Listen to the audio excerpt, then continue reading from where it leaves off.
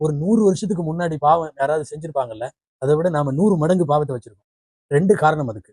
ஒண்ணு, அப்ப இருந்ததை விட இன்னைக்கு உள்ள பொருளாதார பலம், காசு பணம் ஜாஸ்தி. அன்னைக்கு உள்ள அளவுக்கு ரொம்ப வறுமையாவெல்லாம் இல்லை. எல்லாத்துட்டையுமே காசு பணம் கையில இருக்கிறது பாவம் பெருகிறதுக்கு ஒரு காரணம்.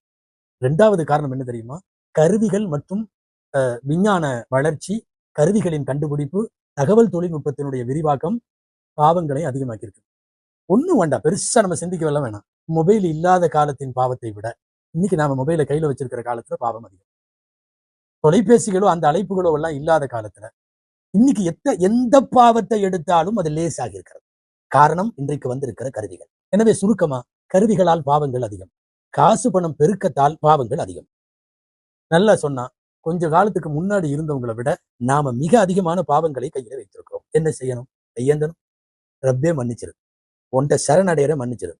இன்னும் சொல்ல போனா, லைசலி ரப்புன் சிவாக ஃபயகுஃபிர், எனக்கு மன்னிக்கிற மாதிரி ஒரு ரப்பு ஒன்னை தவிர வேற யாரும் இல்லை. நம்ம இதைத்தான் சொல்ல போறோம் அல்லாட்ட. லைசலி ரப்புன் சிவாக ஃபயுதுஆ வலைசலி இலாஹுன் சிவாக ஃபயுர்ஜா. உன்னை தவிர நான் வேற யாராவது இருந்தா தானே கூப்பிடுவேன். உன்னை தவிர வேற எவனாவது மன்னிக்கிறவன் இருந்தா தானே நான் அங்க கேட்பேன். மன்னிச்சிருன்னு கேட்கணும்.